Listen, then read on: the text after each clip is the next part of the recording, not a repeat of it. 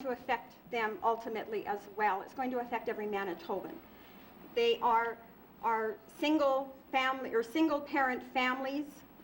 Just to bring it home to you, we're not talking about freezing somebody's wages at $40,000 a year.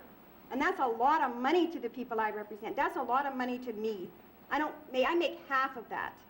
You take somebody who's making $20,000 a year, and that's before deductions, okay? Take away, on a conservative figure, a quarter of that, 1/4 of those wages of $20,000 in various taxes and deductions that come off your paycheck before you even see it. Take away another $550 or so for rent or mortgage payments a month. Take away another $550 out of that for food, to feed a family. And you get left roughly with about $2,000 a year. Now, we have not talked about bus passes, we haven't talked about lunches, we haven't talked about clothing, we haven't talked about hydro or water or any of those things that are necessary for people to live. And we're telling them they have to do it on $2,000 a year. And there's no such thing as savings to the people I represent. How much money can you save when after you've paid all of the necessities for an entire year, you've got $2,000 left to pay off that other whole list of things, and now you're telling us you're going to take away over $1,000 of that now. And you tell us you're not cutting my wages? You're not cutting the wages of 8,000 CUBE employees in this province? I mean, how more real can we get? I'd like to see any one of you sitting at this table survive on the wages that my members earn. You couldn't do it, but we're doing it. We've been doing it for years, and now you're telling us we have to do it with less money.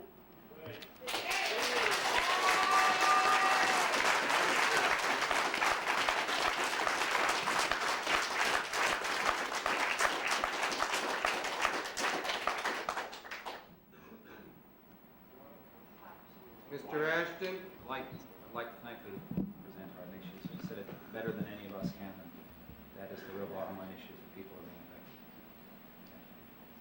Mr. Edwards? Thank you, Mr. Chairperson. I want to thank the presenters, as others have, for a very cogent and I think very persuasive brief. Page 16 of your brief sets out the graph, and I found it quite interesting.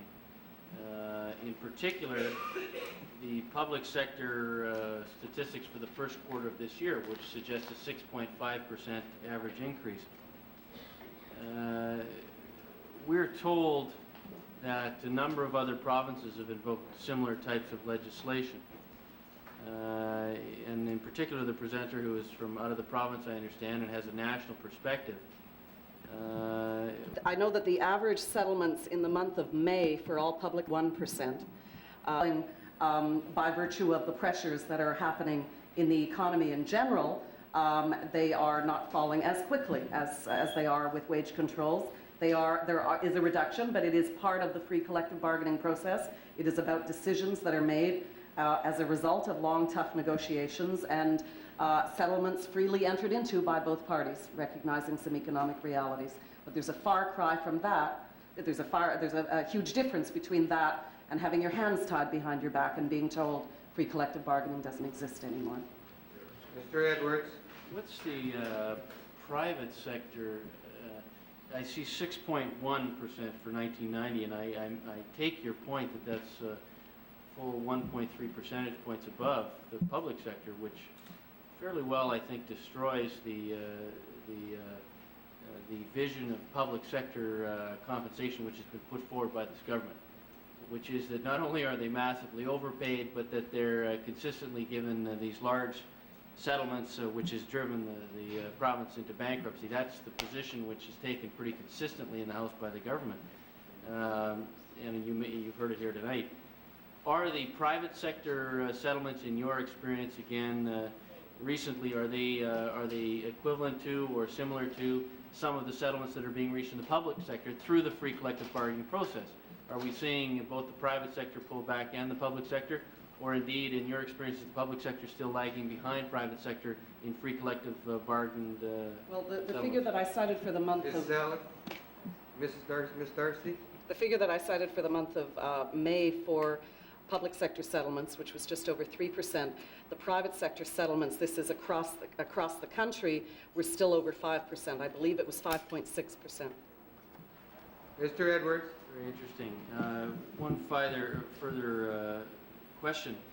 In your national experience, and we're told about other provinces that have come in with similar pieces of legislation, are there other provinces that have come in with this type of and pulling the rug out long after the road has been chosen, which strikes me, the legislation's effect is dramatic and quite draconian. You've pointed that out. A point which you made earlier on is very important to me is that it's fundamentally bad faith, it seems to me, to go down a certain road and then change the rules, which of course only the province as an employer has the ability to do. They are in a unique position, and they have abused that, at least in my view. Are there other provinces, perhaps I'm not aware, that in your experience, that have gone that far, that have done that type of retroactive changing of the rules halfway through the process? Ms. Darcy? I'd love to tell you that Manitoba was the only one that has been as horrendous as this, but in all honesty, there are some others that are just as bad. Happened to free collective bargaining. They're also very disenchanted about what it means about politicians and governments in the entire process, because it's about having a signature on a collective agreement, which our members believe means something, and they believe that when government directly or indirectly has its signature on a collective agreement, that they should respect it as well. Mr. Edwards? Is there anything to achieve through the bargaining process or even through the arbitration process? Well, as I said before, I think that this attack on free collective bargaining very seriously undermines the morale of people who work in public service, whether that's in hospitals, whether it's in provincial government, because it says something about the lack of respect, the lack of respect that is shown for them by their employer. But yes, it certainly does undermine their faith in the political process. There's no question about that. And I think as citizens, that's something we all need to be concerned about. We know that there is very, very strong mistrust in this country for politicians at all levels of government, and much less faith in our democratic institutions than there has ever been in the country's history. And this certainly serves to undermine what little faith is left. Mr. Edwards? One final point, and I do think it's worth mentioning. You've mentioned our salaries of cabinet ministers. Ms. Waschuli-Solis? Thank you, Mr. Chairperson. I just have two quick questions in response, in relation to this, what we all consider to be an excellent brief. 2 points I'm interested in relate to what your brief is suggesting in terms of the impact of Bill 70 in terms of entrenching inequities in the healthcare system and also entrenching inequalities between women and men. And I'm wondering, just in terms of those 2 points, what percentage of your members affected directly by Bill 70 are in the healthcare sector, and of these, what percentage are women, and generally the impact that you see? Someone here could give me the answer to that. How do you explain to someone that their government, the government that was elected not by me, but the government that was elected, thinks so little of them that they're willing to hire one person in this province, one person for a salary that would hire, 6.5 healthcare aides in a hospital for people who are already so overworked and so frustrated? I mean, how do you explain it to them? There is no explanation except that they were lied to, and that the government that is representing them thinks so little of them that, well, it just reminds me of an old cartoon, a political cartoon, and said, if you were a chicken, would you vote for Colonel Sanders? If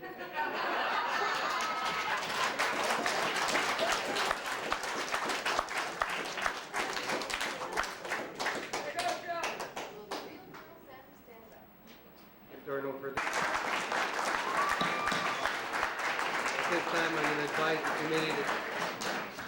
At this time, I'm going to advise the committee that that was one of the out-of-town presenters. We now have 2 further out-of-town presenters. Number...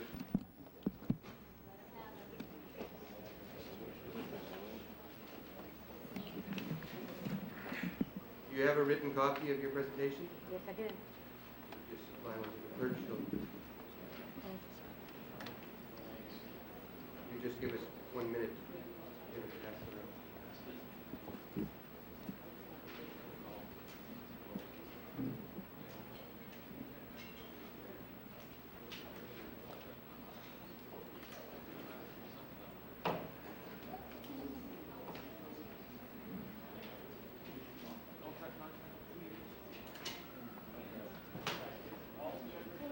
Order, please. Go ahead. Dakota, fellow countrymen, can you see me? I'm a little short. Ladies and gentlemen, my name is Lillian Budalik, and I am a clerk in the civil service. I am also a taxpayer and an ordinary citizen. I also exist outside the boundaries of the city of Winnipeg. I appear here tonight because I am a frustrated, disillusioned civil servant and a skeptical, ordinary citizen. I am being bombarded by the media and politicians as to how bad the economy is and how I am supposed to, as a civil servant, share the bad times. And yet I see millions of dollars being handed to private corporations, politicians' expense accounts, and management pay scales. Doctors, nurses, teachers, municipal workers all seem to warrant a raise in pay, and it seems that there is money for them, but for me, there is none. Nor, it seems, do I have the same rights as doctors in that I am not allowed to go to arbitration. It also seems to me that there is money to hire friends and workers of the Conservative Party in the civil service under the guise of affirmative action. As one of the first and still members of an affirmative action committee in the civil service, let me tell you that the appointing of affirmative action members was never supposed to be tokenism, but equal opportunity based on competition for a position. This government, however, has taken a perfectly good concept that while being equal to all, will also right some of the historically wrongs and changed it into a political opportunity to pay off some debts to their friends and supporters of their party. Ladies and gentlemen, I come from a country that has a class system. When I grew up, we knew our place. We were poor and working class, and were expected to remain so. I came to this country because it had no class system. Everyone was considered equal. The promise was work hard, get a fair remuneration, and take advantage of opportunities when they arose. Please, ladies and gentlemen, do not start a class system here in this country by restricting some people's salaries while not restricting others. Right on.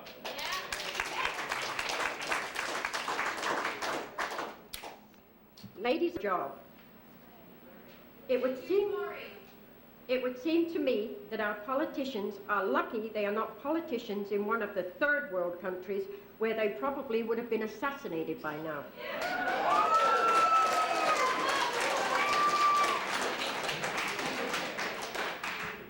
At the beginning of my presentation, I said I was a skeptical private citizen. A few years ago, we were all told by politicians and the media that we were going to run out of oil, that we should conserve. But now, all of a sudden, there's a glut. There's no shortage. But I seriously am considering shopping across the border. That takes money out of the economy. It does not give the corporations my money. It does not give the Manitoba government my tax dollars. Surely, giving a simple raise, and we're not talking percentage. We in the clerical do not talk percentage. I would love to have 3% of some of my managers' salaries. We're talking 3% of the average clerical being in the $20,000. 3% of a packet of gum is negligible. 3% of a car is a lot of money. That's what we're talking. No further questions? Thank you very much, Mr. Thank you. Number 35, Ron Rudiak.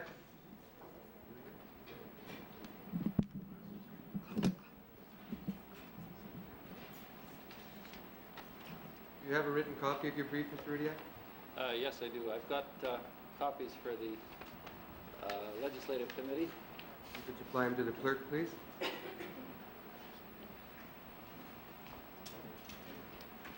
Give us one moment to get it presented to the committee. Thank you.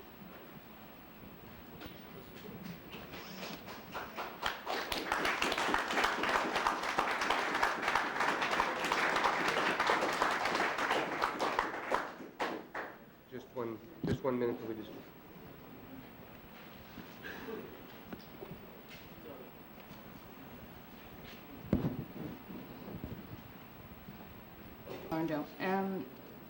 I'd like to say that I appreciate the opportunity to appear before committee tonight, and that I represent not only the Federation of Labour and its 90,000 affiliated members at this meeting, but I'm also the spokesperson for a coalition called the Coalition for Fairness, which represents more than 170,000 workers. It's the MFL's responsibility to offer advice to government on matters important to workers and to oppose those things which threaten their well-being and security. And it's clear that our responsibility is to oppose as vigorously as possible Bill 70 in its entirety. On June 3rd, 1991, a government news release was made public announcing the Government of Manitoba's intention to table and pass Bill 70, the Public Sector Compensation Management Act.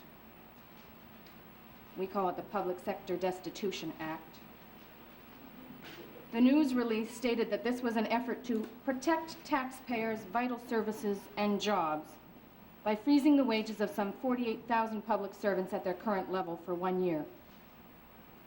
The most obvious indicator of the gap between what the government says and what the government does is the fact that the wage freeze, which is meant to provide relief to the taxpayer, covers a large number of workers not paid by the public treasury. These include employees at the Crystal Casino, Manitoba Hydro, Manitoba Telephone Systems, the Liquor Control Board, and the Manitoba Public Insurance Corporation. In fact, this bill accomplishes much more than a wage freeze, in itself an unfair attack on the men and women it affects. It is a suspension of collective bargaining rights, in that it extends without change the collective agreements it now targets. In some circumstances, this could even amount to eroded benefits, in effect, concessions. The potential impact on benefit provisions in collective agreements, which require periodic enrichment to maintain the level of benefits, may affect dental care for employees and their children, or pension plans, as well as other benefit provisions common in collective agreements. If collective bargaining, including the fundamental right to strike, is destroyed by Bill 70, how will changes to collective agreements to meet the changes in parental leave provisions in the Employment Standards Act be accomplished? The news release goes on to lecture the people of Manitoba that the provincial government cannot provide the foundation for economic renewal of this province on its own. Everyone must share in that goal. Well, that's interesting. This brief will have more to comment on these particular points later on. For decades, Conservatives and their supporters in the corporate sector have chosen to malign and discredit the role public enterprise and public services have played in our economy. One facet of this attack has been to create a myth in the public's mind about those men and women who work hard to carry out this enterprise and these services. Using the big lie and repeating it at every opportunity, the Conservatives have been quite successful in making the average citizen believe that civil servants are overpaid, underworked, secure for life, and contemptuous of the public. This tightly woven fabric of lies has made it possible for Conservatives and some elements of the private sector to blame just about every economic ailment or service frustration on the so-called lazy civil servant. This and other circumstances has made it possible for Conservatives to underfund and understaff important services and enterprises, eroding the benefits to the general public while blaming it on publicly paid workers. Ultimately, it's been possible for Conservatives to shut down or privatize these valuable services and enterprises, made unpopular by understaffing and under-resourcing, without complaint from the general public. Examples that spring to mind are CN Passenger Services, its successor Via Rail, and Canada Post.